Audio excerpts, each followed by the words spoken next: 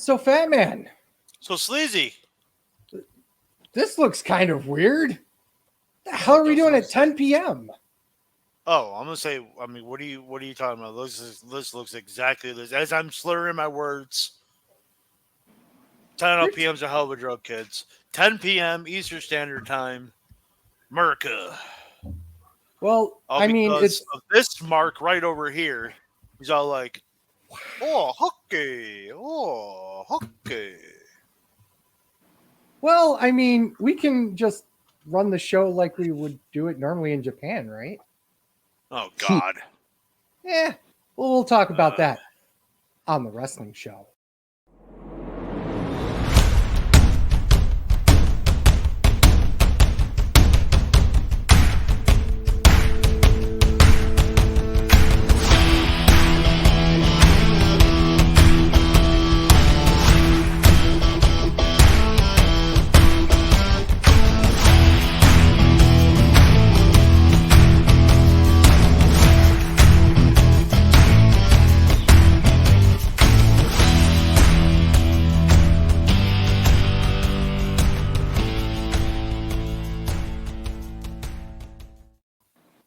Welcome, everyone. This is Sleazy. This is the Fat Man. And welcome, everyone, to another late episode, but a wonderful episode of the wrestling show. Today we have, below me, is the man. Below you? Below me. Below you. The man of 1,000 marks. Chip Willett is here with us. Hey, guys. How's it going? And, of course, to the side of me is a gentleman smoking on, well, it's a blunt because, fuck, that's legal, right? Ryan Williams is here. Ryan Williams is here today. Hey, plug. He freezes right off the bat. Because I'm not as fat now as I was in that, and I still have that singlet and my heel bucket singlet, so I should bust it out just to get a new updated non-fat Ryan, if that makes sense. Like... Oh my goodness. Today we're talking Impact and New Japan, basically sweeping up from the last couple of weeks of just insane number of shows. So let's get started. Let's do Impact first. Always. No. It's a better show. Why not? Save the better show for last. Which one came first? Dominion. Did it? Yes. What was Dominion's date? June 6/12. 4th. Oh, those. 6/12? Dominion was June 4, bro. Yeah. Yesterday was the 12th. Dominion wins. Wait, Dominion wins? It was earlier? If it was June 4th, Impact was June 9th. Oh, okay. Cool. Well, that's how math works. Numbers go up. I don't. Who the fuck does numbers in this fucking thing? America? Chip, do you want to run this or do you want me to? Go for it. Okay, so anybody watch the pre-show? No. I assume no, nobody. They have pre-shows? Even the NJPW mark was like, fuck the pre-show. I hope these are in order.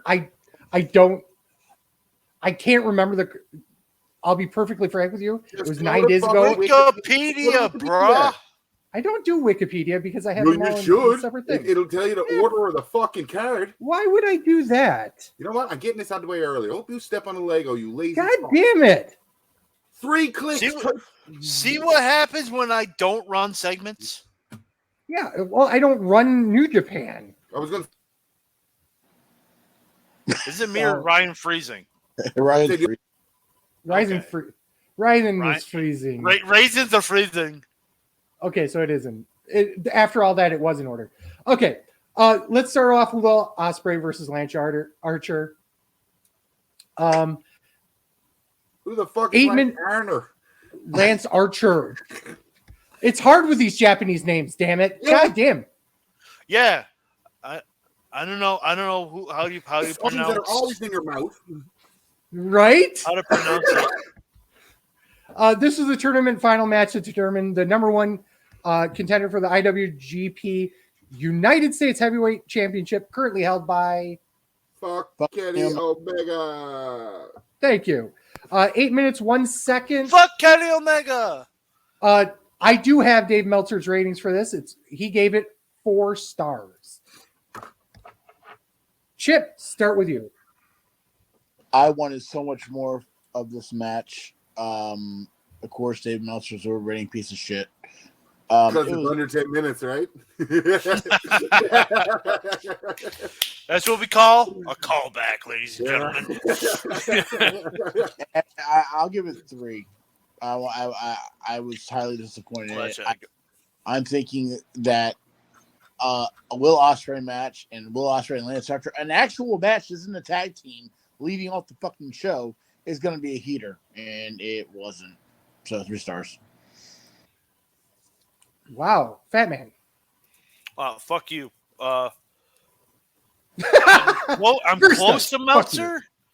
3 3/4. Shorter match than I thought it would be, but it was still a great match. No surprise on who the winner was going to be.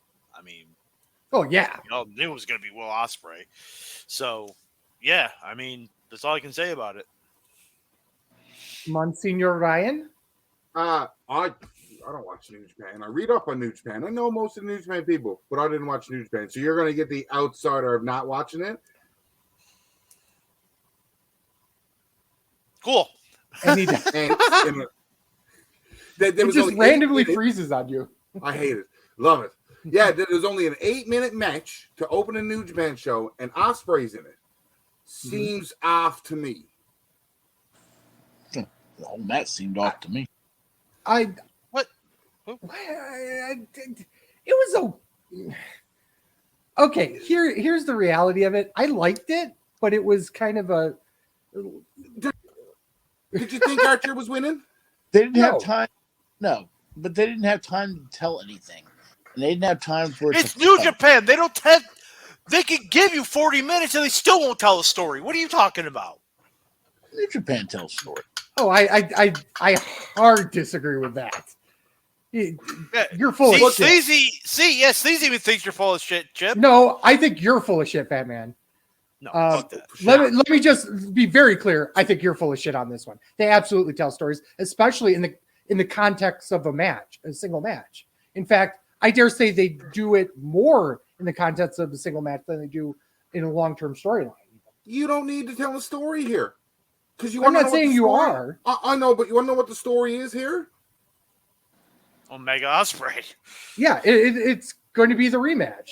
And Ryan. Yeah, but that's what it is. This didn't need a story, I guess, is why it went 8 minutes, because nobody fucking thought Archer was going to win. Ospreay was the better winner. Like, this tournament was made for Ospreay once they announced the winner was at Forbidden Door 2. Right. There's no way Jay Briscoe's winning the world title. There's no fucking way. Yeah. And that's the thing, though. Ospreay. But here's the other side of that, is that you'd think that they would have given them a little bit more time to flesh out a match when it was the opener. I actually do agree with that part, yeah. It was surprising. I graded it so hard, I think. Well, honestly, Chip, I'm closer to you than I am to Meltzer or Fat Man. I gave it 3 1/4. So...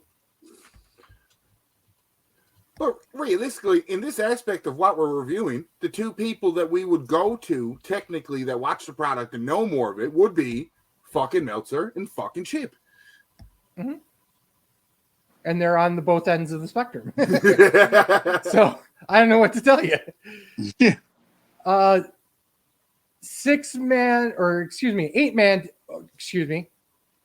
forgive me.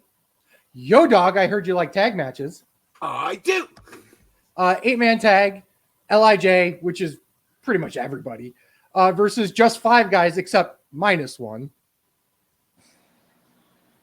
Like, the stable name doesn't change just because one of them's wrestling in another word. They're still, the stable is still just 5 guys. I mean, yeah, but still. Sleazy thought this was about fast food. I thought it was. I was like, give me my burgers now. Sleazy loves 5 guys going in them, but he hates 5 guys coming out of them. I disagree. 9 minutes 24 seconds. Fuck Dave Meltzer gave it 3 1/4. I thought he was harsh on this. I like this. I gave this 3 3/4. I really like this stupid thing. But Fat Man. You think he's harsh? I give it 3. Okay. I thought it was I thought it was a good match, and that's literally my notes. Good match. Oh, I mean, my notes were good too. So Good match. That's it. Like, okay, cool. Good match. shit. 3.5. I just it started out as a very slow show in general, and it was a good match though. Okay. Ryan, anything to input here? Oh, as I read the participants just now, I was just like, oh shit, now I don't.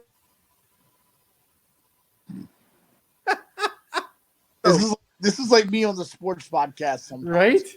It's just But constantly freezing up. It's hilarious. Yeah. Oh. Interesting. Yeah. It's only Ryan too, which is even Can't- weirder. I'm seeing a little lag on my screen, but at least I'm That not might be freezing. because of don't forget we're streaming live. Yeah. we're streaming live to 4 different places right now. Ryan's the Canadian internet cannot handle it. It I just figured can't it out. handle it. I It figured just it out. simply can't handle it. It's that 56K bullshit. Yeah, well. As long And as we're the also video- doing As long as the video freezes and the voice doesn't, I don't really give a fuck. No, you're They're both freezing. Fuck.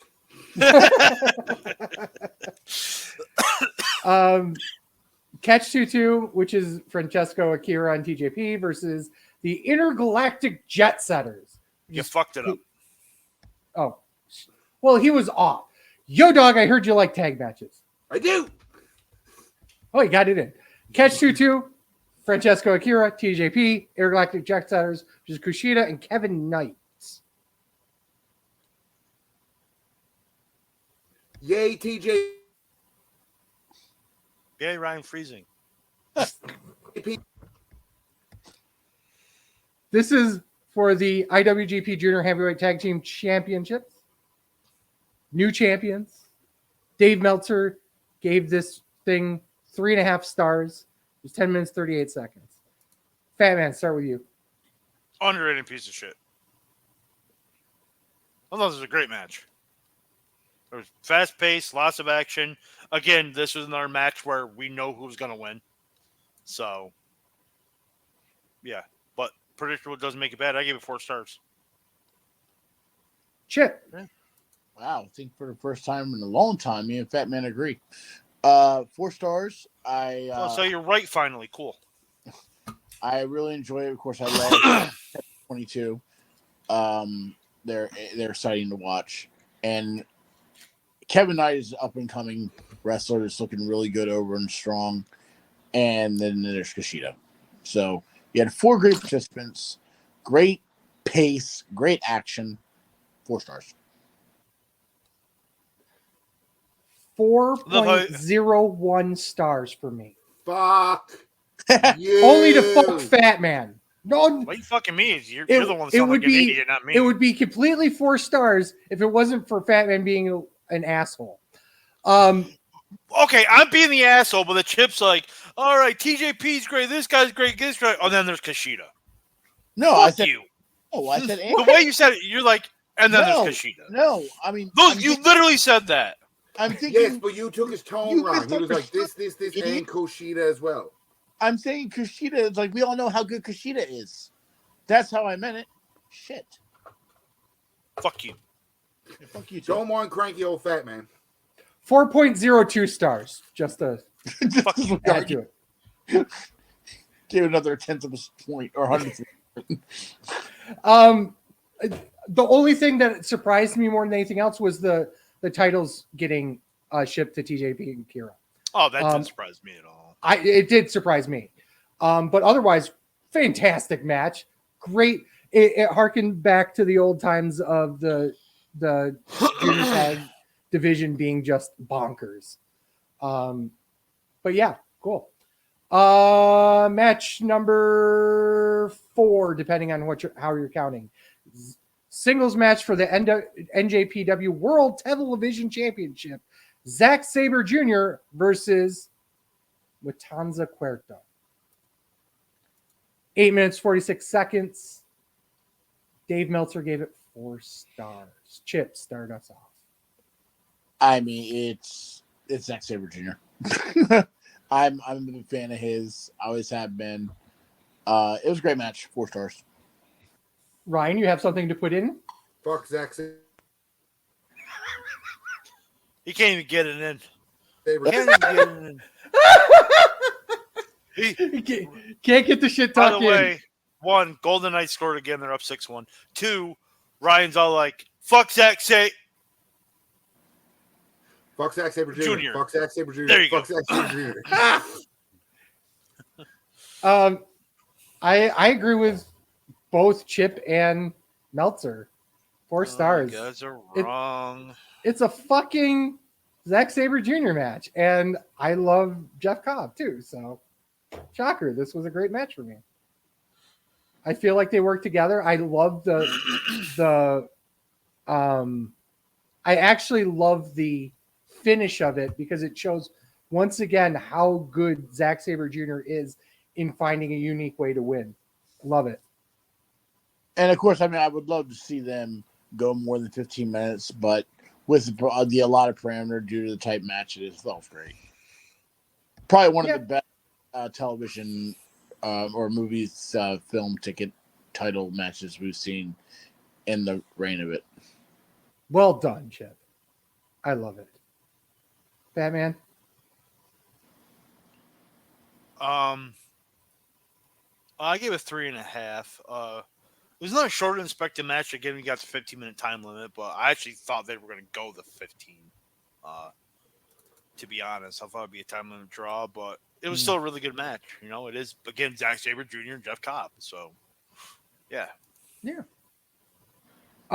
Next match: Bishamon, Goto and Yoshihashi versus House of Torture, which is Evil and Takahashi versus Great O'Khan and Aaron Herner of the United Empire. This was for the vacant IWGP Tag Team Championship and also the Strong Openweight Tag Team Championship. This was 13 minutes. He's defending in this too. Well, fuck you. I also didn't even say, No. Yo, dog, I heard you like triple threat tag matches. You love triple threat matches. There we go. Fuck Dave Meltzer gave this 3.25 stars. I'm wrong. Okay.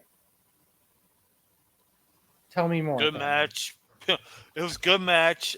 Typical, mayhem match. Typical New Japan match. No selling, but it was still good.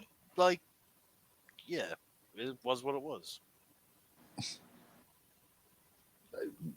I gave it 3 stars. I thought it was... I think the wrong kids died. Really? I think House of Torture should have won that match. Boo! Double boo. House of Torture is terrible. That's why I think they should have won the match. Yeah, but it's got Takahashi. The right kids died because I love Goto and Yoshi. And like they're one of the few people that I can see their name and I know who they are. Again, probably the tag team guy in me. But I see their name, I know who they are, and I've never seen them have a bad match.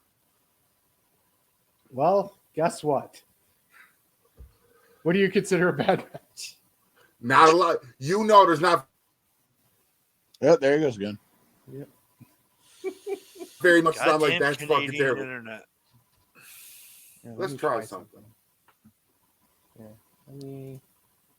let's see if I can. Let's see if it's that problem I had before that the video was fucking up my. Did that work? I mean, You might be. Yeah. Of course. I got a face for radio. Ha!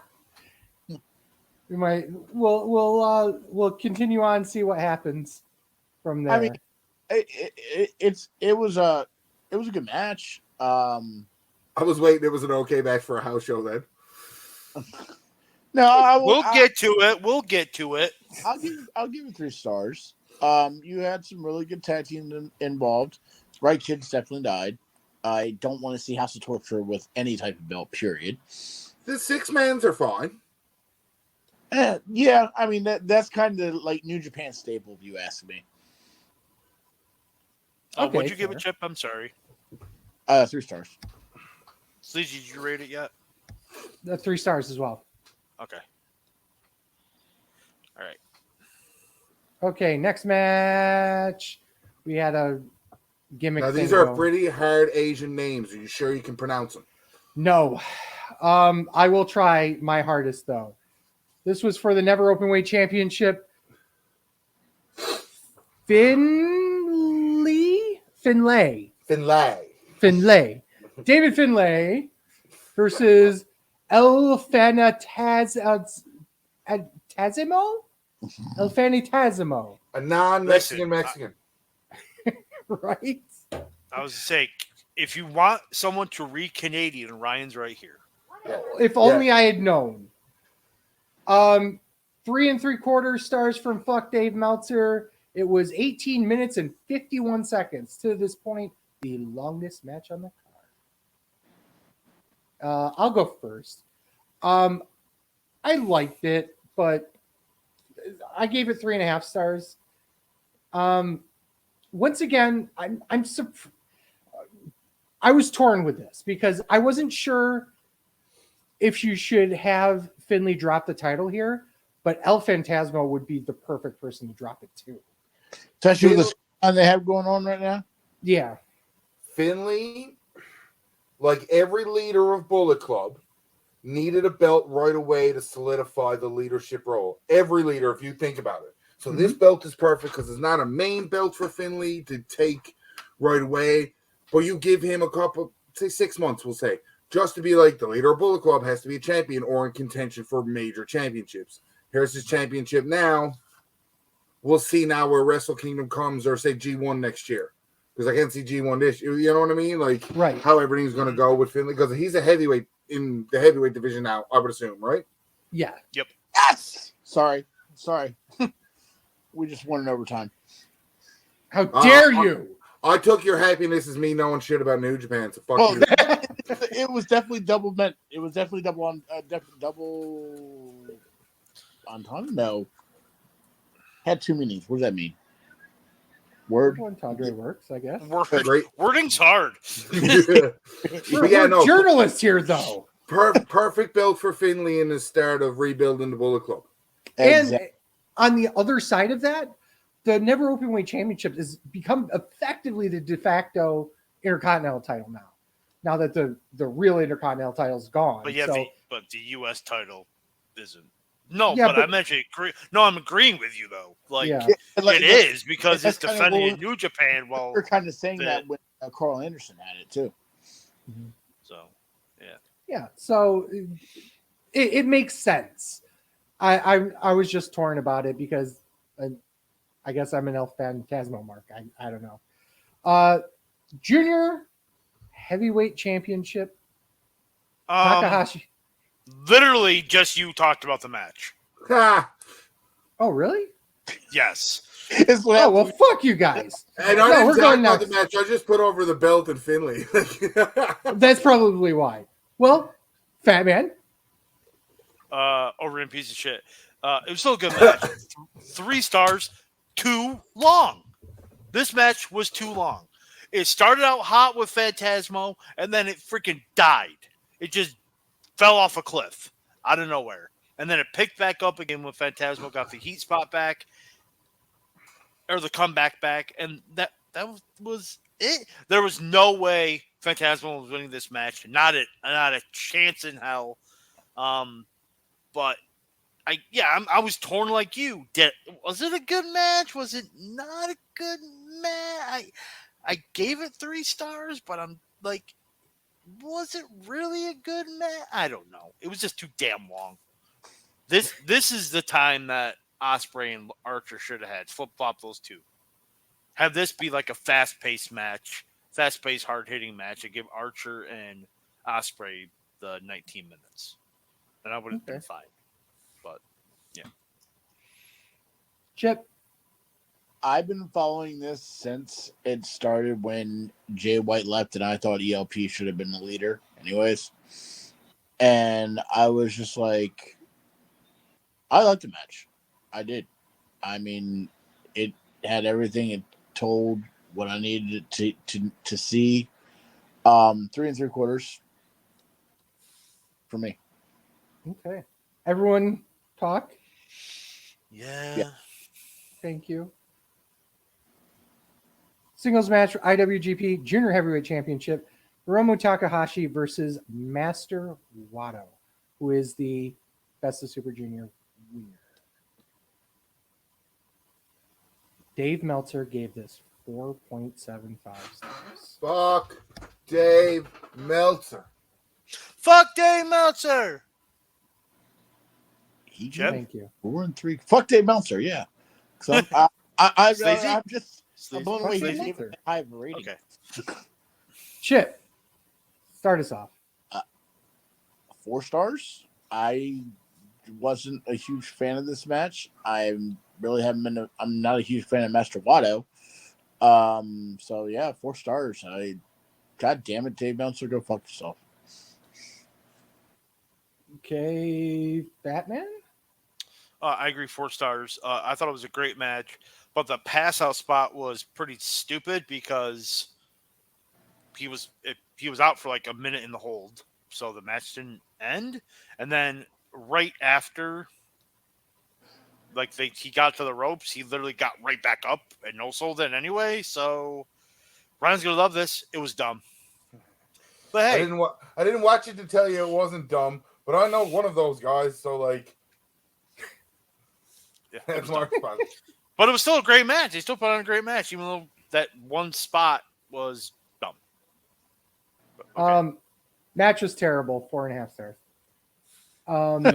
The sleazy. Yeah, I love this. I thought this was a great way to showcase Master Wato after winning the Best of Super Junior. They did a great job of making him look like a threat to beat Hiromu.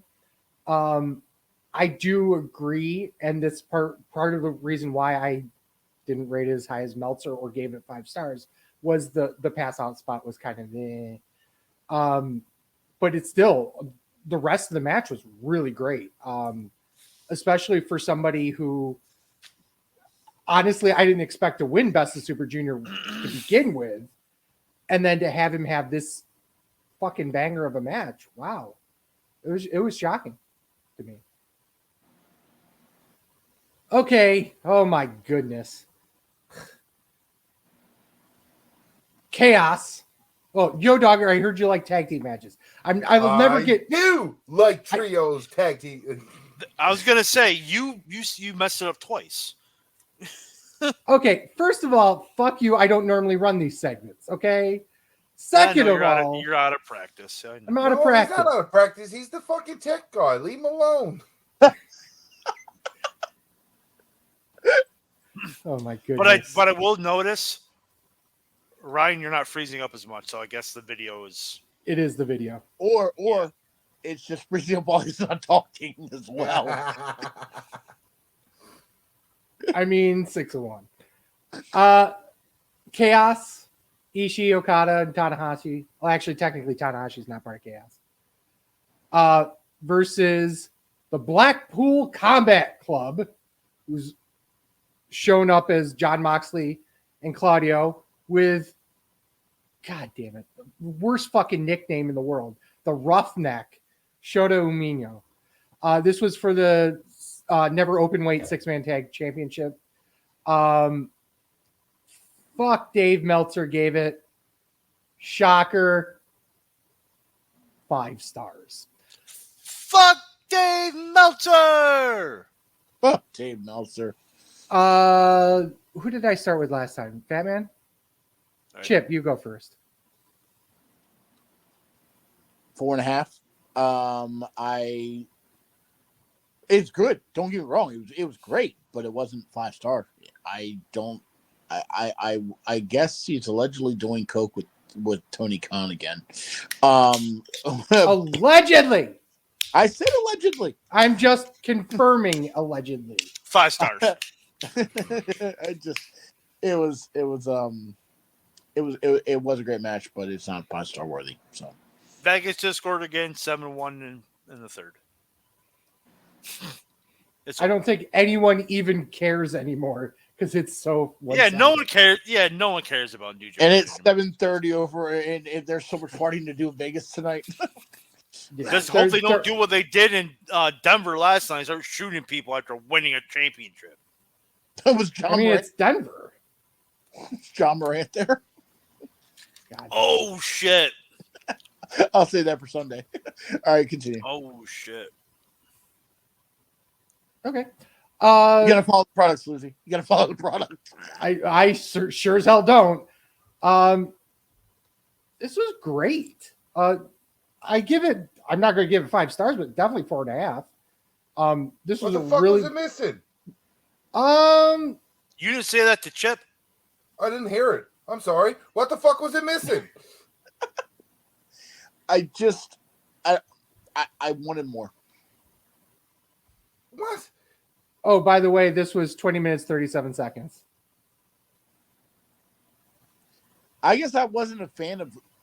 I mean, I know they did it because it is in New Japan and his dad is Red Shoes, but I wasn't a fan of Umina in this match. I would have much rather seen Yuta in it. Or Take a Shitta. Yeah, I'm surprised Take a Shitta wasn't a part of this. Yeah, that's true too. I really wasn't. I don't know. It's just. It's like you have all guys these are. The funny thing is, like, you guys are giving this 4.5 stars, and you're like talking shit about it. It's weird. No, I'm talking shit about one person in the match. Okay. You have this huge fucking lineup of fucking all-star New Japan people on one side, and on the other side you have this all-star set of AEW guys and Shota. I think is he feuding with Okada? Yeah, he's feuding with Okada right now. Probably which is forbidden that side. Yeah. But it's okay. But here's the thing. No one cared about the match about 30 seconds after the match ended. Nope. Because the collective world creamed themselves. I was going to say, my speaking of this match, is I know these guys. It looks like it had potential to be a great match for the talent that was in the match. I don't give a fuck about the match. It was after the match that got me anywhere interested. So, spoiler, I was fast forwarding from match to match, so I didn't see what was happening. So you didn't see? I didn't have to watch it. It came up on Reddit. Well, just bring it up for our audience. Tell them what happened. I'm not on Reddit. Literally, it was shared everywhere. Twitter, Facebook, Instagram, TikTok. It was all over fucking everywhere. Okay. Cool. Literally, the collective wrestling community creamed themselves because we had this 3-minute promo. Danielson. Yeah, that's right. Yeah, but that's what it was. That's what it was going. I didn't realize it was after this match. Yeah, it was right after. Literally, Moxley gets on the mic and says, "Guess what, motherfucker?" And then he throws to this 3-minute promo with Danielson challenging Okada. And oh God, yes. And everyone creamed themselves. Everyone creamed themselves. Yeah, that's gonna be great. Yeah, well, I may sound like I'm being sarcastic. I'm just really tired. It is really gonna be fucking awesome, and I can't wait for Forbidden Door. This is the most obvious 5-star match that's coming. I am more excited about now. Watch it be than I was last year. Yeah. Especially with you're gonna have Danielson and Okada, and then you're gonna have Ospreay and Omega again. Yeah, please sign me the fuck up. Oh, and Zack Sabre Jr. and Orange Cassidy. Yes, that'll be great. That's fucking no. That'll be stupid and great. Yep. And of course, you're gonna shoehorn Punk in there somewhere. Yeah, I'm trying to figure out who he's gonna go against.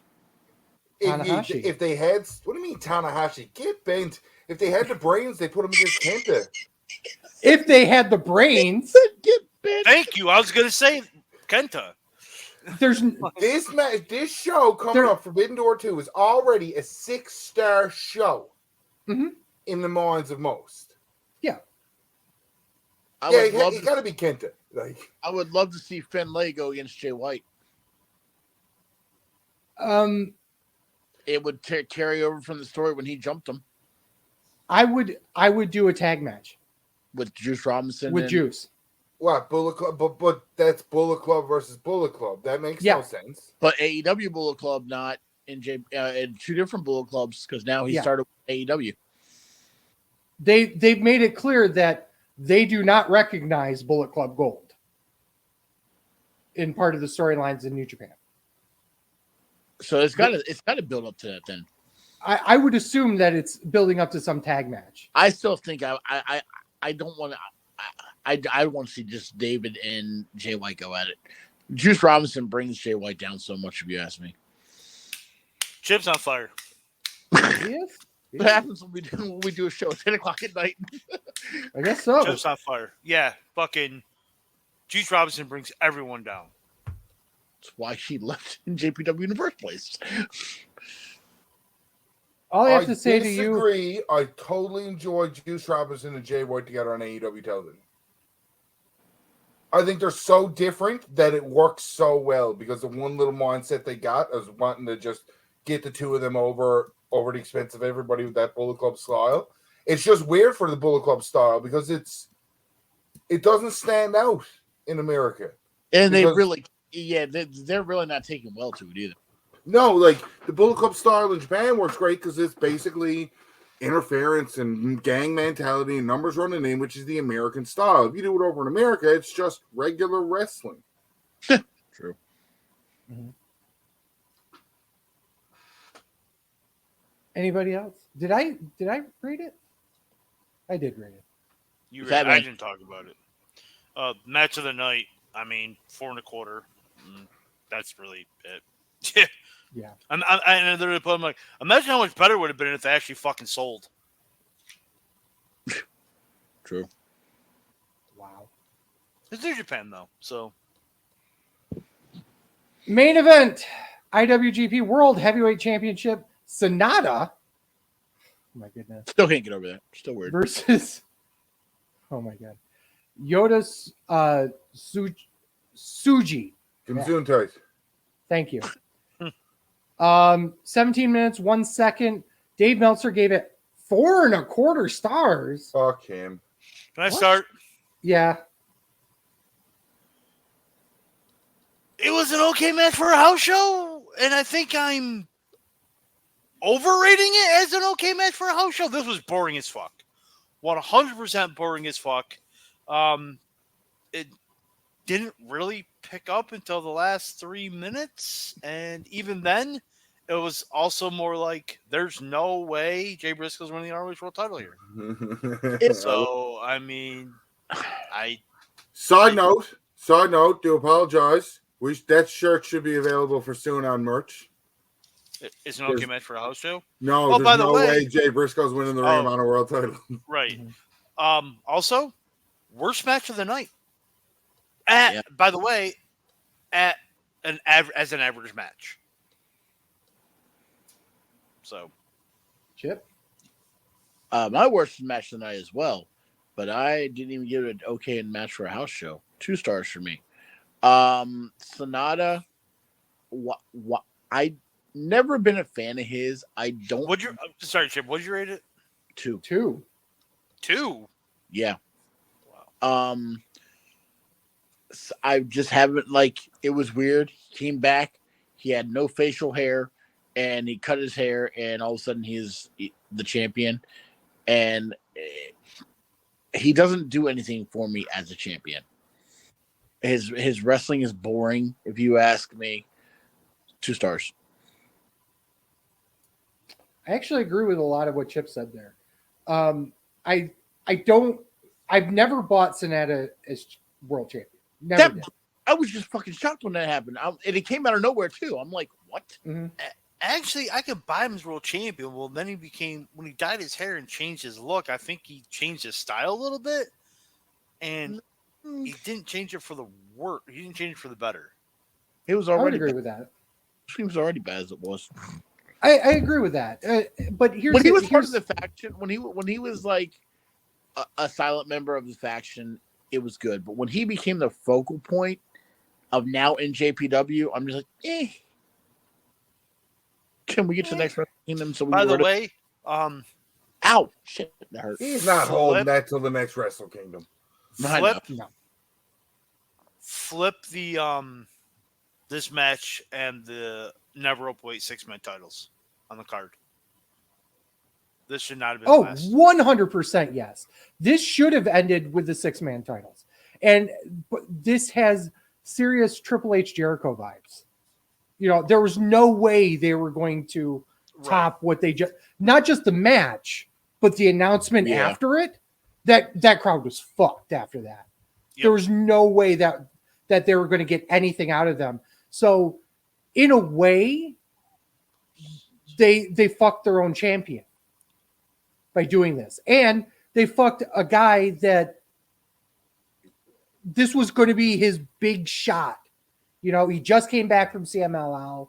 This was his first big, main event at a pretty major show in Dominion. And he's good. Yeah, but you'd never know it here. No. You'd never know it here. Final thoughts on the show. Sleazy, you didn't even talk about the match. Oh, just that it was boring as hell. I said it before you said to switch it, but basically I agree with Chip. 2 stars? It was boring as hell. It was 2 stars. And like I said, they fucked their main event here. Okay. Final thoughts on the show. Great card all in all. The main event was fucked. Surprising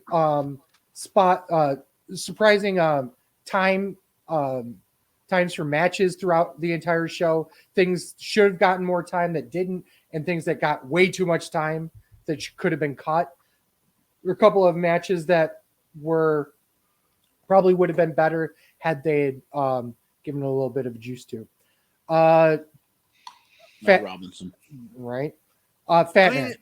It was still a good show, but I don't think there's, besides the 6-man tag, I don't really need to go out of your way to watch it. It's all 7 out of 10 show. Because there was a lot of good things to watch here. Chip, take us out. If you would have taken Lance Archer and Will Ospreay, gave them more time, taken away from David Finlay's match, it would have been an 8 out of 10 for me, but it's only 7 out of 10. Okay. That's it for New Japan. Thank God somebody else fucking run a segment. Ooh, that's me. Yay! Impact Wrestling presents Against All Odds, June 9th, 2023, from Columbus, Ohio. It was in the Ohio Expo Center and State Fairgrounds. Yay. Oh, wait. Entire center. No, that's in Canada. 3 matches on the pre-show. Anybody watching? Nope. I watched one, and you know exactly which match I watched. And that was the same match that I watched when we started, because we watched this during, I watched most of this during trivia too at the same time. But it was the same match I started watching when I got home and put it on, and the other 2 were, I'm not pronouncing that correctly. Uterus defeated Sheldon Jean. Killian King with Taylor Wall defeated Nevaeh. And Dirty Dango lost the Impact Digital Media Championship title match he had against Joe Hendry. I believe in Joe Hendry. Thank you. That was actually really good. But I like Joe Hendry stuff, and I like heel Dirty Dango, so that's just me. It was a fun match. All right, as I look for a letter. Opening the show, I'm getting this out of the way now because I'm really fucking mad about it. Fuck you, Deets. A, for not being on the show, and B, for beating me by 1 point on the Impact scorecard. And I was in the lead going into the last match, and he beat me by 1 point. So fuck you to Deets. So I will let you all know I didn't watch this, but I will listen to it because I had family weekend this weekend. So, well, sir, you missed a fantastic match and a fantastic show, which was opened by Frankie Kazarian versus Eddie Edwards in a singles match. Hey, Fat Man. Yes. Stats him. 12 minutes, 30 seconds. Christian Thompson from TGR Wrestling gave it 3.5. I'm going to start. A, because when I looked at the scorecard, it was like, which match is opening it? And I went, this match should open it because it's going to be fucking deadly. And 12 minutes and 30 seconds was a solid opener for this. Both these guys are good. There was no wrong kid died in this match. One's former world champion in Eddie Edwards, and Frankie Kazarian should have an Impact World title reign before he's done. Yep. I think this is the build for it. I agree. 3.5 stars. A really good match that probably could have been a little bit better if given just a titillating a little bit more time. An ant-hair more is what you're saying. Yes. But here's the thing. In my notes, I literally put right kid died. Yeah, see, I don't think there was a right or wrong kid in this match because they're both. there has to be a right or wrong kid, doesn't there? No, not in this match. Either one of them winning, going right into a world title run or a main event scene, and it don't hurt neither one of them to lose in this match, I thought. Sleazy. Especially with Alicia getting involved multiple times. Mm-hmm. She's really embraced her heel side too now with all of this, right? Mm-hmm. I love it. I absolutely love it. I actually agree with the 3.5 stars. I do like the fact that they did end up kicking Alicia out, because it just worked well with the progression of the match. God damn. Fucking these two, given more time, could really fucking tear it up. I think that they still got like 12 minutes. Like 12 and a half minutes for an opener. Like good for Impact, but like I don't think you're going to add much more time. Like you might get another 2 psychology spot in for them, but I think too much time for these guys might be a detriment. It might be, but goddamn, it's really fucking good. Mm-hmm. Fat Man, what? Hit your line for me. Oh, so okay. Yo, dog, I heard like tag team matches. I do. ASOS and Chris Bay, ABC, defended the tag team championships against the Good Hands, Jason Hotch and John Scarler. Fat Man, you can also hit him with the fucking stats. 9 minutes and 43 seconds. Christian Thompson gave this. He also gave this 3.5 stars. Lazy. 3 stars. Once again. So it was above average? It was above average. Because we missed this on the New Japan thing, and every time it was 3 stars, I said I'm mad that I realized it. You have to call it was a Mike Sanders. No, that's 2 3/4.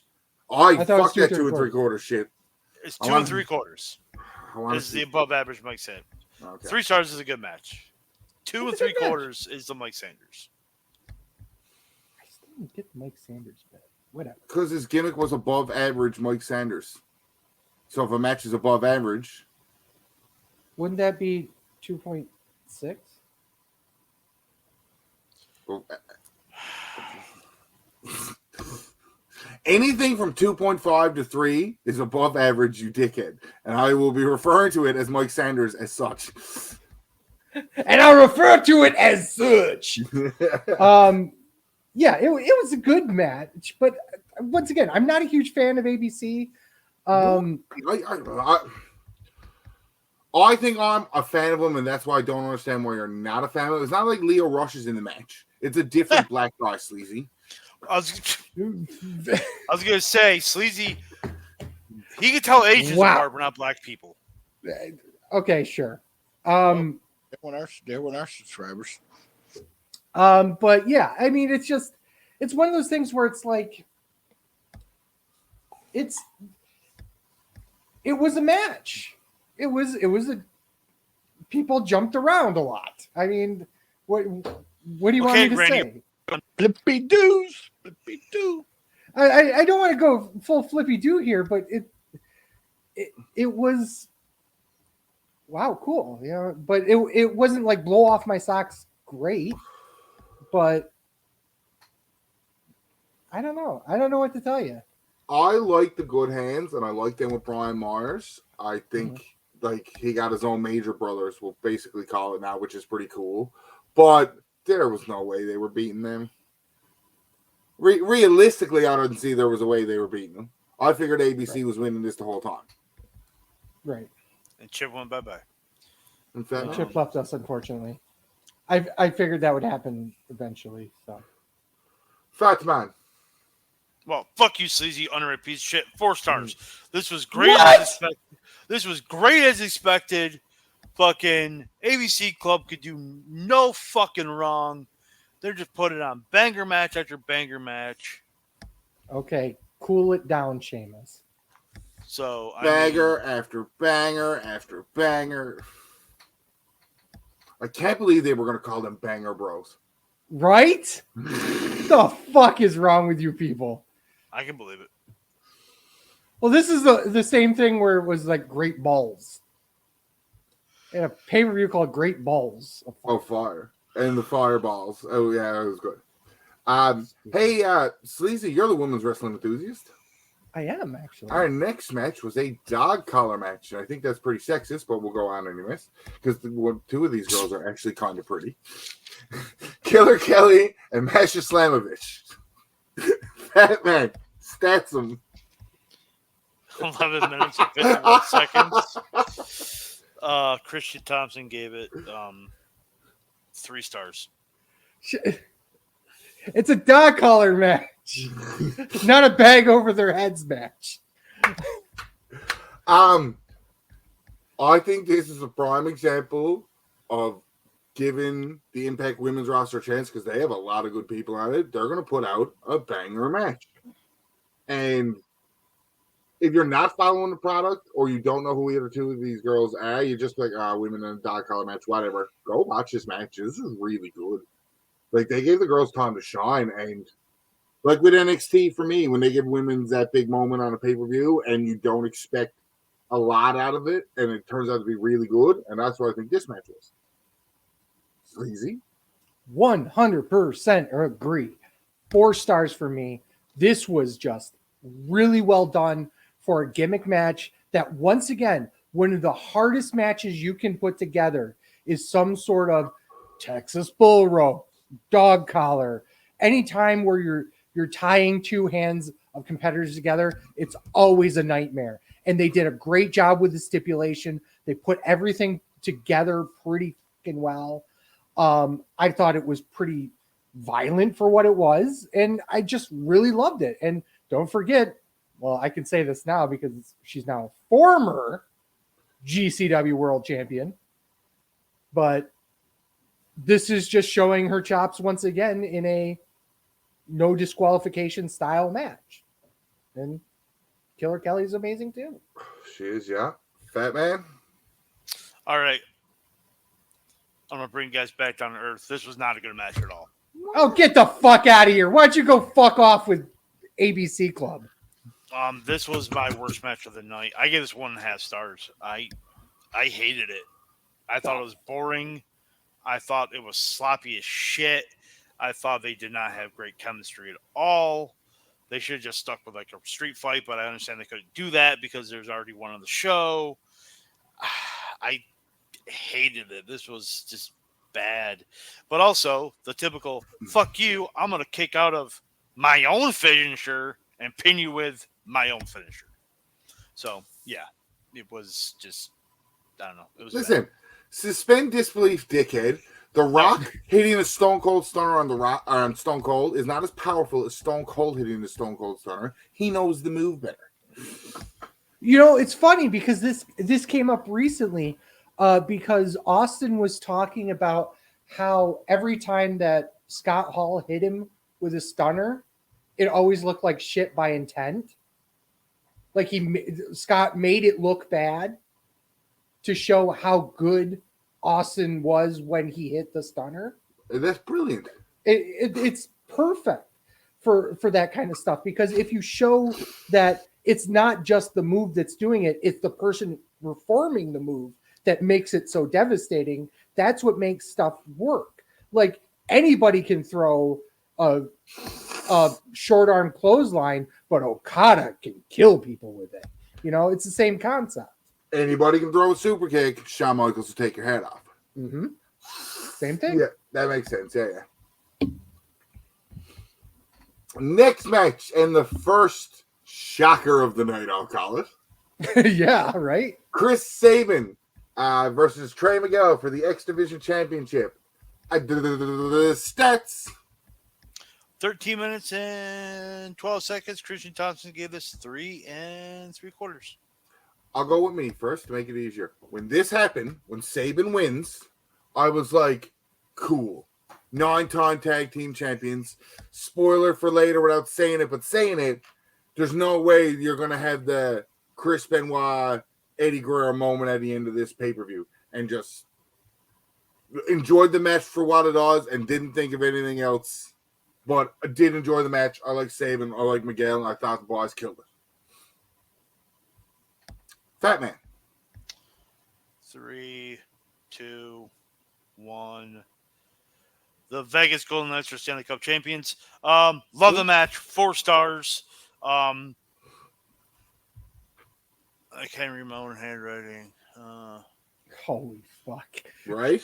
Pretty much the same finish as the last one. Like, But I'll kick out of my own finisher so I can beat you with my own finisher. But this match was way better. So, yeah. This was better than the first one. Yep. Yeah. Wait. Let me take a look. But, yes, go ahead. Yeah, Sleazy, go while he's 4 looking. stars. I thought this was phenomenal. Shocker title change, in my opinion. I did not expect Sabin to win here. I really didn't. Honestly, which would make you least expect later on. Oh, yeah, 100%.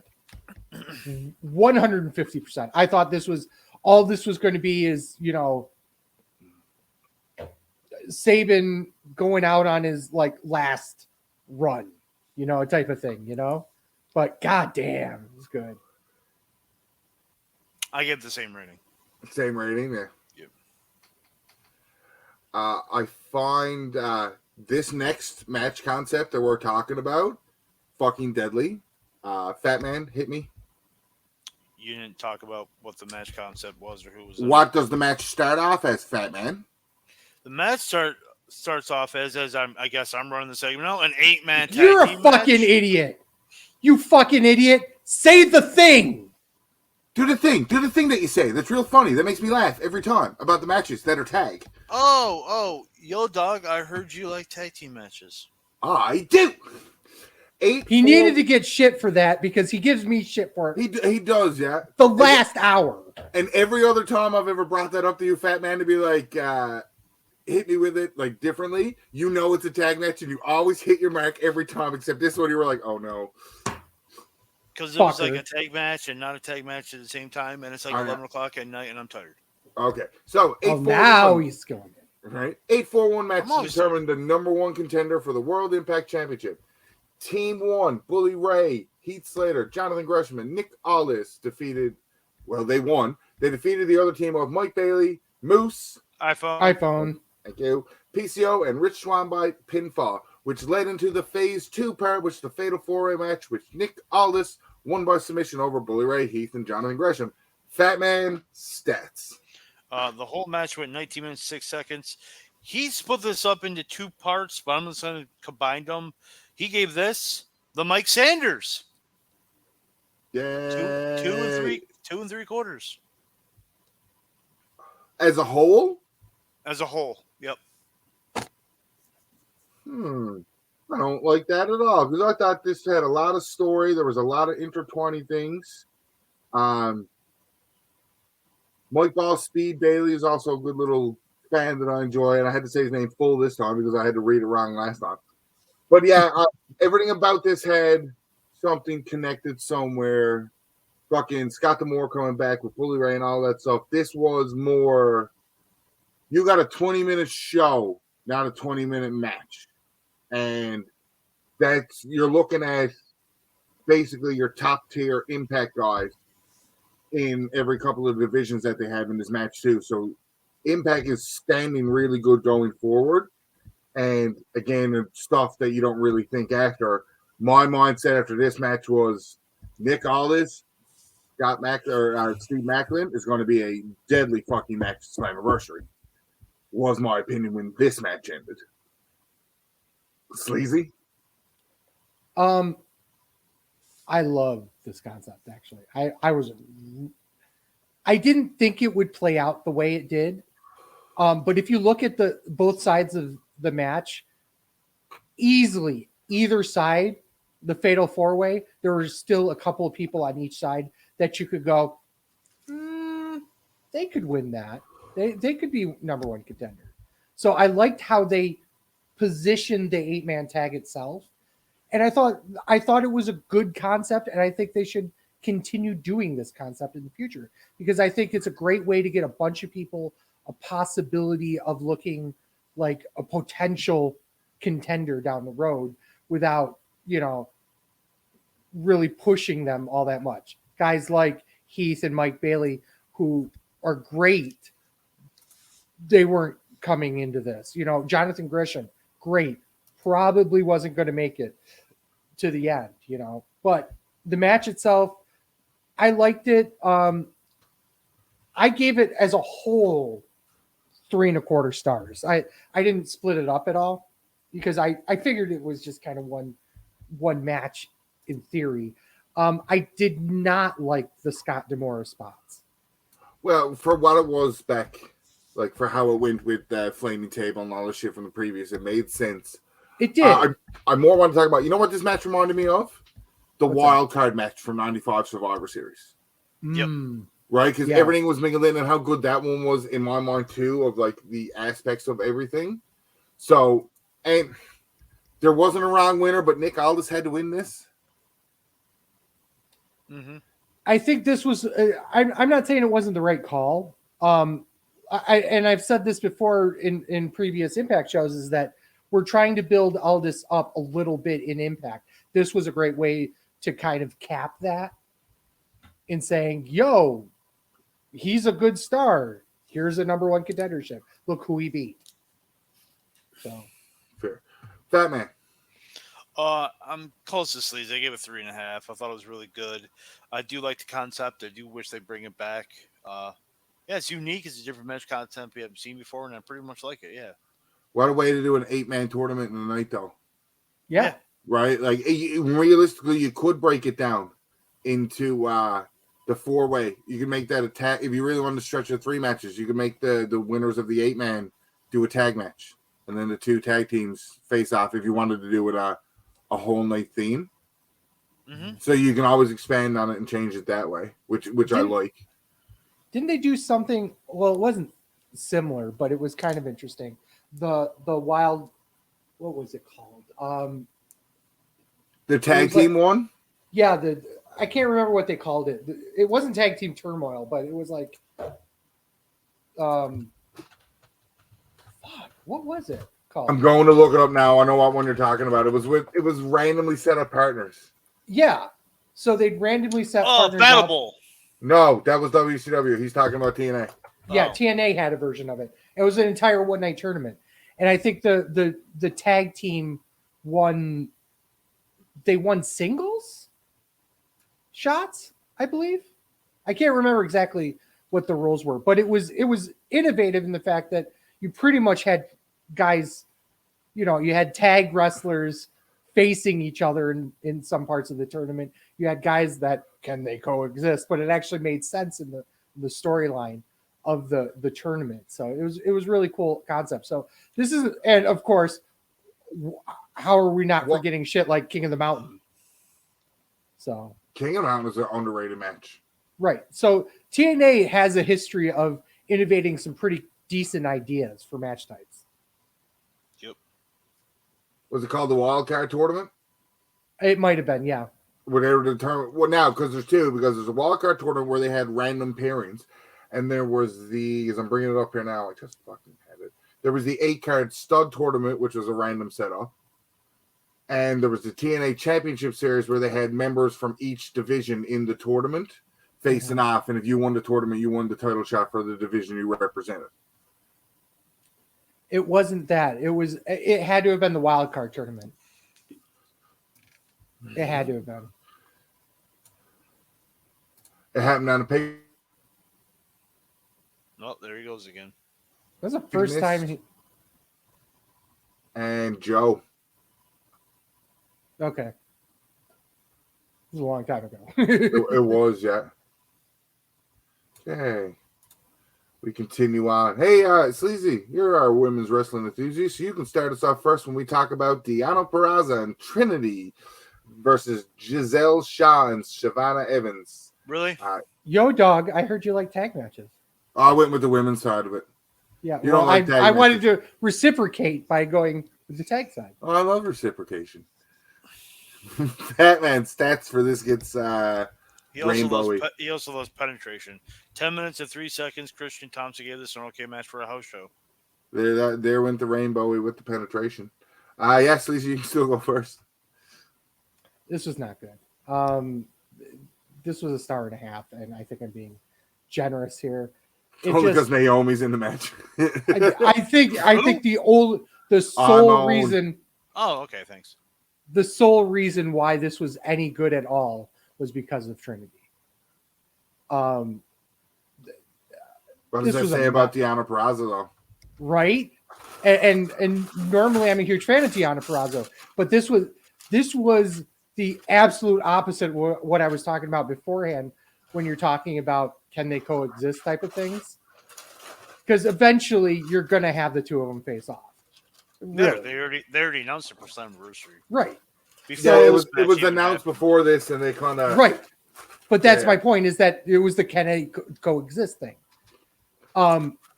So it was a throwaway match to begin with, and it just seemed like no one cared.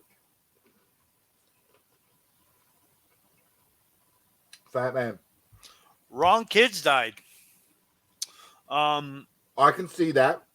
I thought the better story would be for Purrazzo to go turn on Trinity and cost her the match. Therefore, you build up to Slammiversary and you're making Shawn Evans. So I thought the wrong kids died. 2 stars. Yeah, it was. Wasn't great, but it wasn't bad, I guess. Wrestling wise, it could have been better. Storyline wise, it kind of. I don't know. It's not very.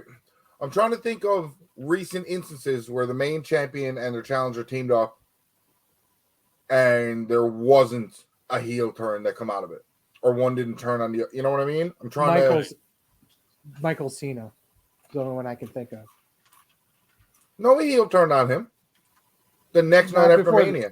Yeah, but up to the match, he didn't. Fair enough. Okay, that's true. No, and just thinking about it that way, then Giselle Shaw and Shavana Evans should have won via shenanigans. Mm-hmm. But I'll put a spin on it this way: why would you turn Purrazzo? Why not turn Trinity? Star power. But that's exactly why. Look at the Outcasts in AEW. Look at fucking Saraya and Tony Storm, and Naomi's clearly fucking going back to WWE at some point. Well, here's the difference between the two. All 3 of them had been there for at least a little bit. Naomi, this is what? Naomi's 4th match with the company? 3rd match? At most, yeah. Yeah, so ride that fucking train until the wheels fall off. Plus, Purrazzo's a natural heel. Yeah, and Purrazzo is a natural heel. But if you're going to turn Trinity, I would give it a little bit and let the shine dying down a little bit with her before turning her. You know what Deonna Purrazzo is? Tesha Blanchard without the bitchy attitude. I mean, that's fair. Right, and it's the only thing I think of, because every time I think about Purrazzo and fucking Blanchard, like their styles are the same, how they wrestle, they kind of look similar enough. Purrazzo or Blanchard was, or Tessa was a little bit smaller. But yeah, it's basically Prazo is Blanchard, but she doesn't have the attitude. So maybe they should have gave her the world title. Maybe. Agreed. Hey, Sleazy, I heard you like trios matches. I do. Ohio versus everything. Sammy Callahan, Jake Chris, and a returning Mad Mad Fulton versus the Design, Diener, Angels, Khan. Fat Man with the stats. Match of the night. This was awesome. This is storytelling. The action was typical street fight shenanigans. 4.5 stars. This What the fuck was it missing? Your face. 14 minutes, 57 or 53 seconds. Christian Thompson gave it 3 3/4. Yeah, I thought it was match of the night. I love the finish with the bat coming into play because that's what started it. Fucking great. What was wrong with it then? It's a hardcore match. You know how I hate hardcore matches. But I love this one. So I just can't go 5 stars. Really like Chip. Under 10 minutes can't be 4 stars. Oh, there was a chair shot. Was the rest a hardcore match? That can't be 5 stars. Yep, 100%. Didn't you fucking rate Seth and Cody and Hell in a Cell 5 stars, dickhead? I'll have to look. I don't think I did. Maybe I did. I don't think he did. I don't think he did. Aren't we all did? But I'll have to look. Sleazy. 4.5 stars as well. I can tell. What was it missing? I'll get there. Jesus Christ. I needed 5 more minutes, man. I needed more time. This was under 15. I think if they can't go 5 stars, it's under 15. Right? I'm not Chip, you fuck. You're not. That's 4 stars with 10. You're 5 stars with 15. Okay, fair. I thought if they spaced the spots out a little bit more, it would have given a little bit more impact. Ha ha ha. I think they rushed through the first half of the match a little bit, but goddamn, it was a fucking car crash anyway. So I mean, it was what it was, and it was fucking beautiful to watch. Yeah, well, that's me and you anyways. We are the ECW, that hardcore style. We like that shit. Like, this was fucking great. Like, Sammy Callahan can do no wrong for me in Impact. Everything he does is great. He's their Moxley. Like, in terms of he's the guy you can go to for any situation. He's gonna knock it out of the park. Moxley bleeds a little bit more, but like for AEW, Moxley will get you whatever you want whenever you want it. For Impact, call Sammy Callahan. Right. Shitty, the other Chris brother isn't gonna come back, but Matt Fulton's a good replacement there, and it makes sense. So overall, this was fucking great. Yeah, I'm okay with the substitution, and yeah, fuck Dave.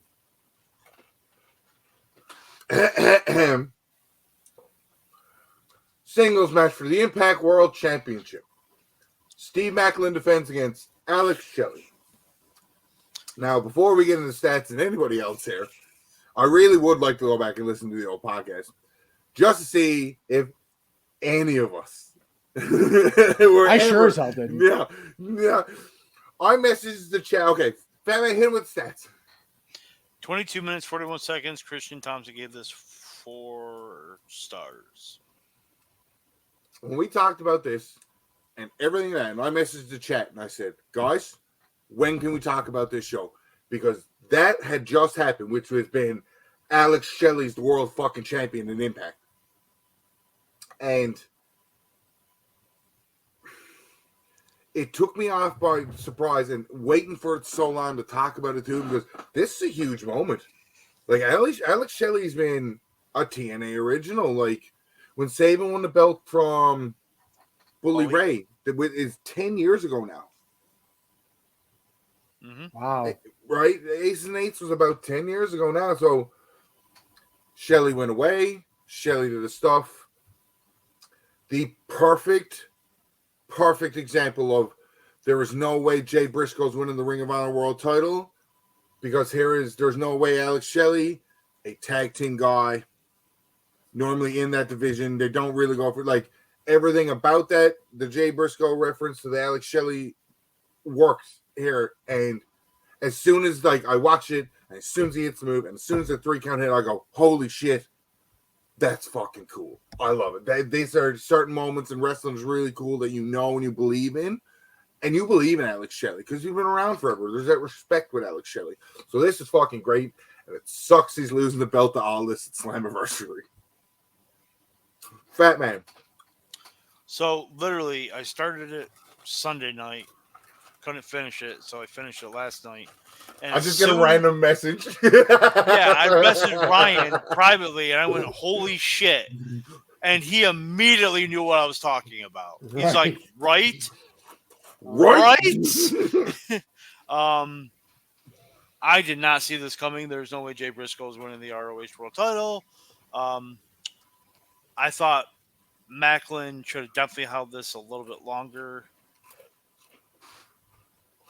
I'm going to disagree with you about Shelley losing the title. What do you mean? At Slammiversary to Aldis. Oh, you don't think he's going to? Nope. It's right outside of Detroit. Right about here?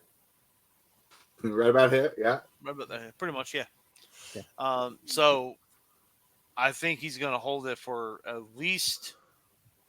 I think he's going to beat Aldis a little bit, and then hold it for a little bit, and then drop it eventually to Aldis. Or lose to Saban. Slammiversary is in July. A month title reign. They I can see. Just to say you're a world champion. Yeah, and in Canada, just because it's out like outside Detroit, it's in Windsor, Ontario, Canada. Yes, I know close to Detroit, but still in Canada, so that's not going to matter as much. In all effect, it's right next to it. I mean, literally across the bridge. Yeah. You also got what, option B? Option C, and I'm C. like, get out of my head because I'm currently looking into when Destination X usually comes, so I can check in the option C. I thought that was always July. I thought Slammiversary was June, Destination X was July. But they must switch it up. Or they're doing. Excuse me. Haven't they done on Random Impacts before, like Destination X? As like Impact specials? I think they were doing them as Impact specials, not as pay-per-views. No. I'm just saying, like, as like an Impact TV show. There has not been themed. Yeah, there has not been an Impact pay-per-view since 2017. Yeah. So they can do it whenever. Yeah. So essentially whenever they feel like doing it.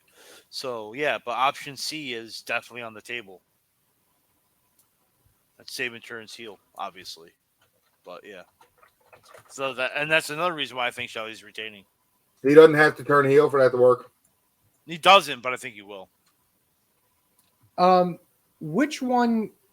Shelley's the one that's the physical therapist, right?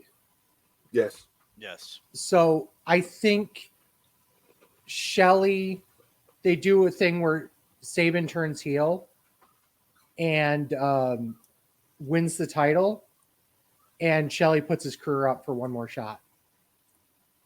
So the last two I don't hate that, Sleazy. The last two cash-ins were Josh Alexander in October 2021 and Frankie Kazarian in November 2022. So if an option C is coming, it looks to be they changed it to put it near the end of the year. Okay. Right? Even the one before that, Brian Cage, was January 6th of 2019, but it was still the January. Right. So it was like in the winter. Yeah. Okay. I can't see Saban or Shelley holding the belt that long. I can't either. No. I also didn't see Macklin losing so fast, so what the fuck? Yeah, I didn't. That surprised right? me. The reason I asked that is Slammiversary runs this year, July 15th, so we got a month. Right now, it's scheduled to be Alex Shelley versus Nick Aldis. Impact has Impact specials all the time. There's no conceivable reason that you couldn't think they wouldn't switch that title back to Macklin before Slammiversary. WWE presents Roadblock. like a TV or even on like an episode of Impact. Mhm. Well, like the Impact Plus monthly specials, even that when you I go don't think to there the, is one before. Is there one before Summerversary? I don't No. think I there don't know. is. Emergence is August. That's why I was double checking. Emergence is August 27th, so there's not. So it'll just be the month of TV. So Yeah. They would never do a title switch on TV when they're taping because it would get out so quickly. That's a lie. Last time they did a title switch on TV and taping was when ABC won the tag belts. No, I mean World Championship though. The last time it happened was because Josh Alexander got hurt. But he didn't really. He He vacated. let it. He vacated. He lost it. to vacant. He lost to Right. vacant. Well, that was my point. Is he lost to vacant? But no. But really, doing that type of title switch would be very. In this day and age, would be kind of blowing their spot. Or you add Macklin to the triple threat. You could do that. You could definitely do that. I don't know. It just there's so many different options there that anything could be pretty decent there. So let's play a game and see how close you guys can get. Wait, hold on, Sleazy. What'd you rate the match? I gave it 3.5. It was still a nice match, but super shocking finish. I did not expect Shelley to win, and I love the Guerrero Benoit moment at the end too. So we have to give props to Benoit on the show, I guess. So, not counting Rampage, where Christian Cage won the Impact title, can either one of you tell me the last time the world title on Impact, or the world title appeared on Impact on a TV show and changed hands? And changed hands? It was the taping. Wait, say that again? The last time the Impact world title changed hands on Impact television.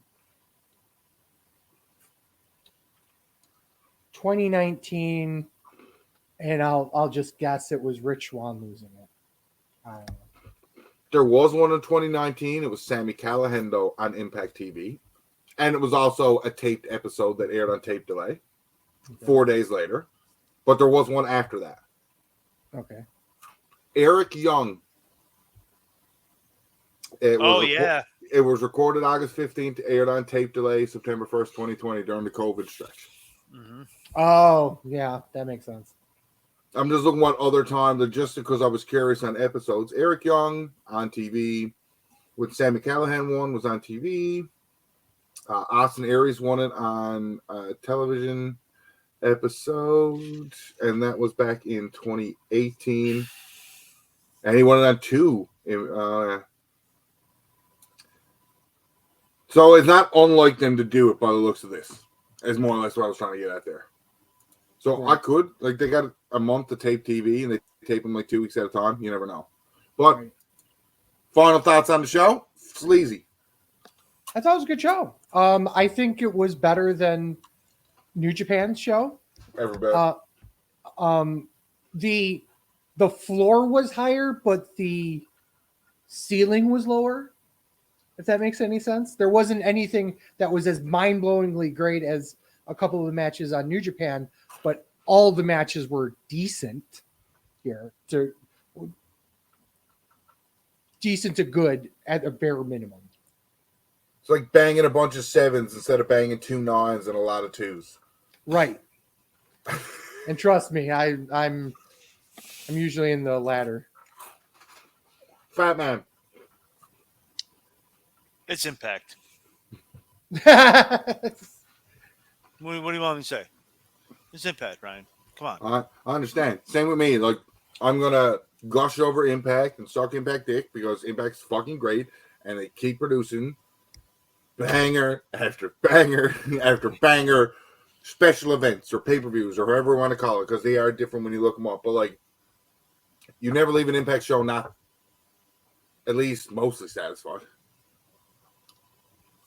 I mean, when you're banging 7s. So that's Impact done. Cool. We've got 9 bits of rumors. I'm actually running the news and rumors segment, which is weird. These all came from Raja.com. Been around for decades. my normal sources here. First of all, Rocky Romero revealed that WWE made him an offer to come in during the Cruiserweight Classic.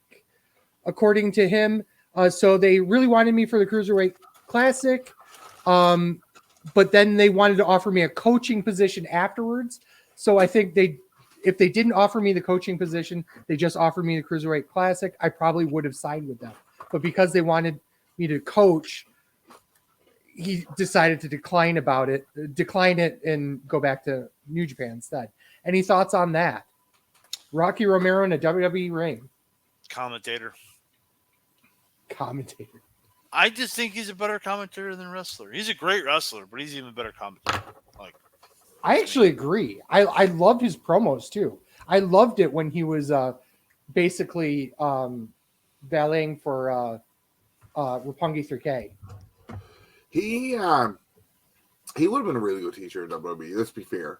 And like back then when that happened versus now, like if you're a teacher at WWE now, can't you still like do some indies or like can't you like work out a deal with them compared to back then you couldn't really, they weren't really as forgiving.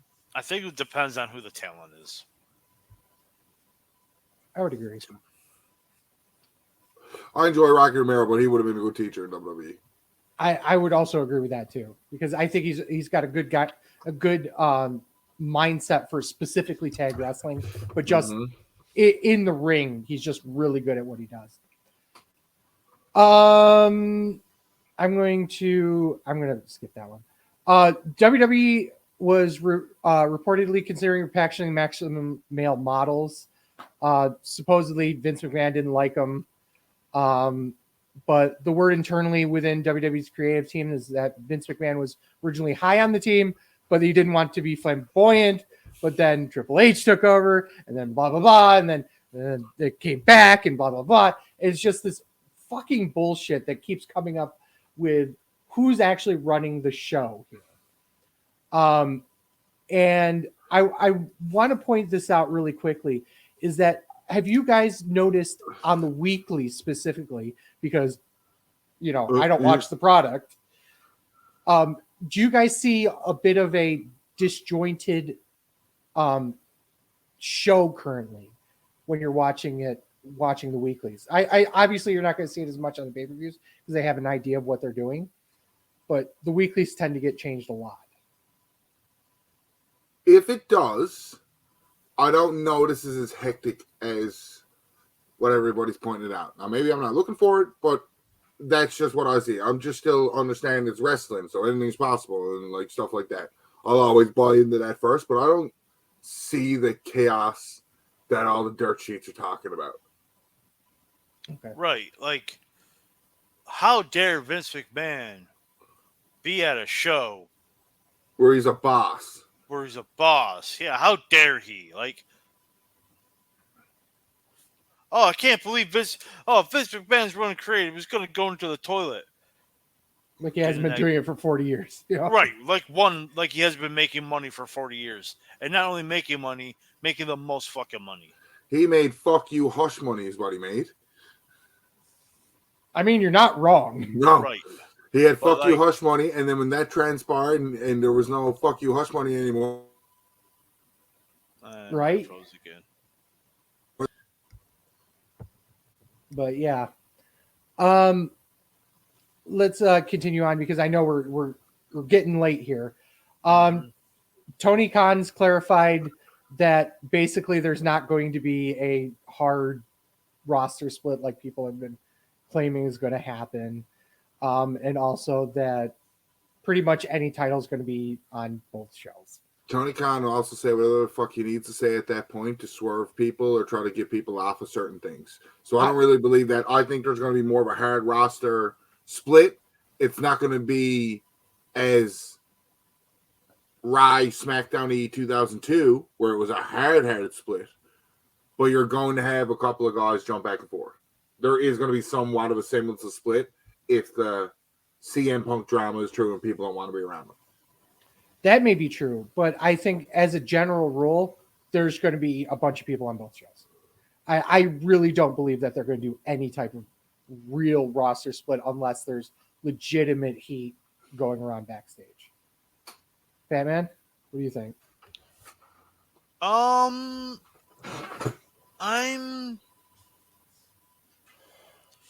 It doesn't matter, does it? I mean, if CM Punk's on Collision, he'll get a little bump in the ratings, I do believe. But it's Saturday nights are a hard night for wrestling.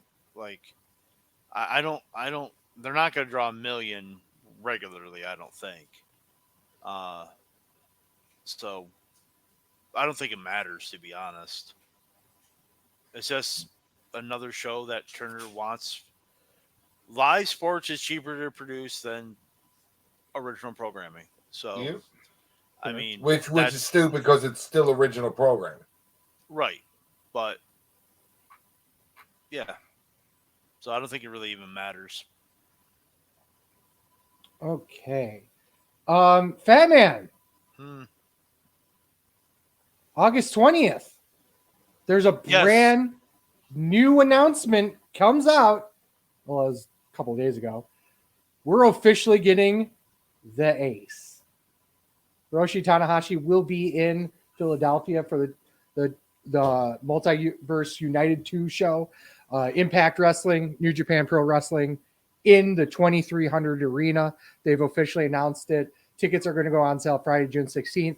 Wait till at least 11 a.m. so I can get the tickets, please, everyone listening. But yeah, come out and see us. We'll talk about that later on another show. You guys probably saw the new women's titles, haven't you? Mm-hmm. So Asuka gets a brand new title. It looks exactly like the old one with a little bit of a tweak. And then you realize, oh, it looks like the new Undisputed title. We get to Monday. Rhea Ripley gets a new title. Oh, look, it looks exactly like the World Heavyweight Championship, except it's white. Okay, well, that makes sense. So we have some news about that. WWE has made efforts as of late to streamline repackaged titles. FightfulSelect.com, fuck them, it confirms that the reason WWE presented Asuka with a new belt is to clean up the Raw SmackDown situation while also wanting her championship to resemble the one Roman Reigns was presented with. No shit, Sherlock, right? WWE's decision to unify the titles dates back to day one after Reigns got COVID. There were plans to have the titles separated again by 39, but obviously that didn't happen. Meanwhile, the tag titles in WWE and NXT are going to be combined. I don't remember when that's happening. It's in a couple weeks, I guess. The women's tag titles, yeah. Yeah, the women's tag titles. Mm-hmm. But this has been going. This plan went back all the way to April. So they were planning on doing this for a long time. It's believed that the unification of the tag titles would have already happened if it not for all the injuries in the women's division. Finally, that the only remaining point of frustration is WWE's continued usage of the term undisputed when referring to Reigns and Asuka's respective titles, especially when Seth Rollins is a world champion and now Rhea Ripley is an equivalent champ, both on Raw. One WWE official stated that the situation is admittedly confusing, and despite objections, WWE higher-ups have dismissed that feedback and instead insisted on keeping the undisputed tagline during those belts. First, thoughts on the new titles. Start with Fat Man. I don't mind them. You get the Raw and SmackDown out of the way. You knew out of there, so when we have this draft, it's that. I heard someone saying that, oh, you're devaluing the titles for making it look like the men's titles. I'm like, if you want women to be seen on equal footing, having the titles the exact same, wouldn't that help? I think it elevates the title. In my opinion. I 100% agree with you. They should be exactly the same as the men's titles in that respect. Because what is the difference other than the gender? Right. They are the top champion of that brand, in theory, in the world. Ryan, what's your thoughts on the belts? Outside of the Oscars one saying the word undisputed, which is kind of stupid. Like, I get why Reigns says undisputed because he has 2 belts, and it's referred to as the 2 belts as such. But Oscar saying undisputed is just kind of is weird. But that's my only gripe. Had they have taken that out, it would have been fine. Just said women's championship and women's world like that way. That's my only gripe with it, that Oscar says undisputed. And there's dirt sheet articles out about saying how every time this is brought up, they're like, yeah, don't worry about it. Like, it's dismissed for the way they're throwing out the word undisputed. But yeah, that's my only issue. Both belts look great, and it's a great idea. Depends on now, well, which belt are you going to send to championship teams now? Now you have women's ones that you can send to, like, and it's not hard to tell Endeavor's there. And I feel like this is definitely an Endeavor thing to have, like, similar belts that way, and it's fine. I would agree with it.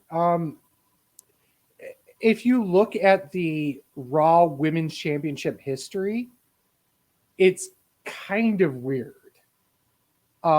Mainly because it replaced the Divas Championship, but it's a separate lineage. So technically that title's only been around 7 years, and it's never been like, there's been times obviously where the Raw and SmackDown Women's Champion was the same person, but it was never unified. But these aren't new women's belts either. They just renamed them. Right. Yeah, and that's Yeah. Well, the only reason why I bring that up is that if you could find back in the lineage where at one point there was a combination, then you could say, oh, well, back in 2014, 19 when Becky Lynch was both the Raw and SmackDown Women's Champion. Right, but they were not combined into one belt. I'm saying, like, if they combined the women's and the Divas title into one belt and but deactivated it. They did, but they didn't do it with this belt, is my point. This belt is brand new. Belt is only 7 years old and has no lineage before 2016. Both, that's what I was looking up now. Both the women's titles technically are new titles. Yeah, What? So it's interesting. I agree with you in the fact that it's stupid to call it undisputed. I think they should have just stuck with WWE champion and then world heavyweight champion. We've already done this before, but whatever. The men's Money in the Bank has been determined. We'll talk about that on another show. Because there's two big things that happened. The legendary Iron Sheik passed away on June 8th or 9th. Obviously, huge person for the business. Fuck the Hulk Hogan. Such a legendary person in the ring. Such a legendary person backstage. Was always one of those guys that was just such a major, unique wrestler. He was an undeniable talent. And, obviously it's going to be a huge loss. Obviously he was 81 years old. So he was getting up there in age, but even as recently as last month, he was still tweeting and just having a grand old time on Twitter. Ryan, thoughts? It's going to be sad to see him because he's been ingrained in wrestling a lot, right? Like, even like when I was younger, when Hogan and Sheik, and then coming back and being with Slaughter, and like he's always been around, and like being so old and decrepit, he had to win the Battle Royal at WrestleMania 17, made it just so much better because why not have Iron Sheik win that Battle Royal? You know what I mean? Like, I get making Slaughter win it, but Iron Sheik winning it is good. Now, and a side note, the Slaughter thing, the Reddit quote of this week is just funny because somebody put up a fake quote that Sergeant Slaughter was bitching about Lacey Evans stealing his gimmick. And apparently it got so elaborate that this joke that somebody photoshopped Sergeant Slaughter agreeing with a man that said, Jesus, at least when Benoit asked Jimmy Snuka if he was stealing his gimmick, and Snuka...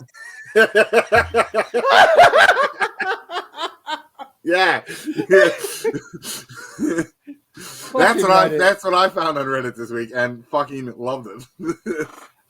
If you guys are not familiar with the Reddit blackout that's happening as we're speaking about that, please go and support by not going there, I guess. At least until the end of the 14th. It's to protest the API cost increase. Fatman. Yeah, I mean he was influential. Without him, maybe there might. Well, no, that's a lie because Hawkman started in the AWA, but yeah, I mean he put Hogan over. Excuse me, he put Hogan over, and yeah, I mean he literally had a resurgence because of Twitter. Mm-hmm. So so good for him, and yeah, he will be missed. And we go from worst to worster in terms of shitty news happening. AEW fires BJ Whitmer today following strangulation burglary charges. He was arrested on Sunday, June 4th in Kentucky, domestic violence charges. Whitmer was a coach and producer for AEW. According to court documents, Whitmer was charged with strangulation in the first degree and burglary in the second degree. Both charges are considered a Class C felony in Kentucky, carry a potential penalty of 5 to 10 years in prison. He was released on $25,000 bond on Monday afternoon. AEW immediately fired him after doing their own little investigation going, oh, you got arrested for this? Fuck you, you're out. Thoughts, Fatman? I'm not surprised AEW fired him, but that came out. It was burglary and strangulation, right? Yeah. Weird. Yeah. Weird. Like, I didn't honestly, I mean, you never really see this coming, but like BJ Whitmer, he was a producer and just like, that's interesting. But yeah, I mean, I would have fired him right away too. So at least they did the right thing. Ryan, thoughts? Fucking weird that BJ Whitmer's the one though. Like, you never know what's going on in somebody's life, I guess. But like now, if anything, I'm more curious to look over and be like, who did he break? Whose house did he break into, and whose bitch did he choke? I think at the end of the day, here's the thing. I will say that domestic situations like that can bring the worst out of anybody. And I hate to bring this up because he's not here, but Chip would be he would have a lot more insight in this, mainly because of how his life has gone in terms of, just dealing with, situations in marriages that didn't exactly turn out well. Obviously, I can't talk to his circumstances, but the thing is that at the end of the day, you rein it in, motherfucker. I mean, what the fuck you doing? Sometimes you have to have a little bit, and it's a bullshit thing. But anywho, Ryan, put yourself over. Ryan Buck got you on the Reddit and the Twitter.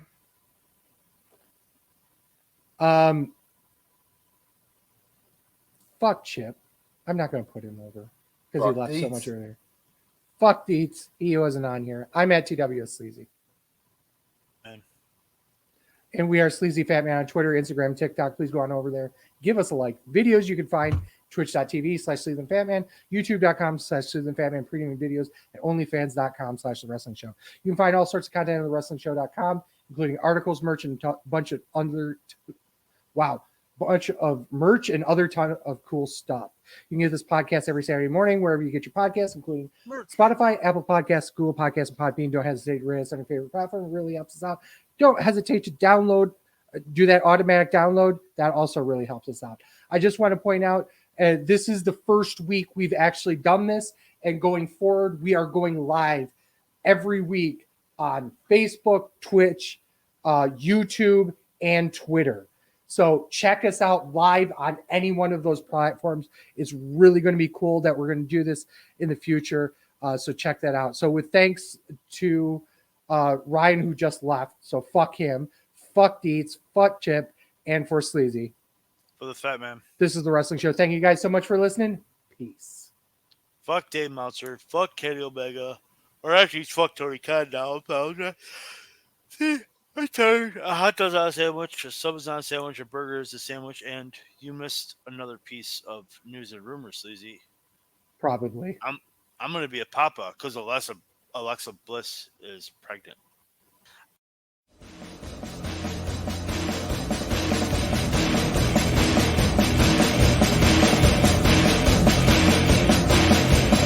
I'm a truth that you seem to run from. I'm an army of one. I'm a clip in your gun. I'm the pain in the game. The blood shed in your name. When there's nothing to gain.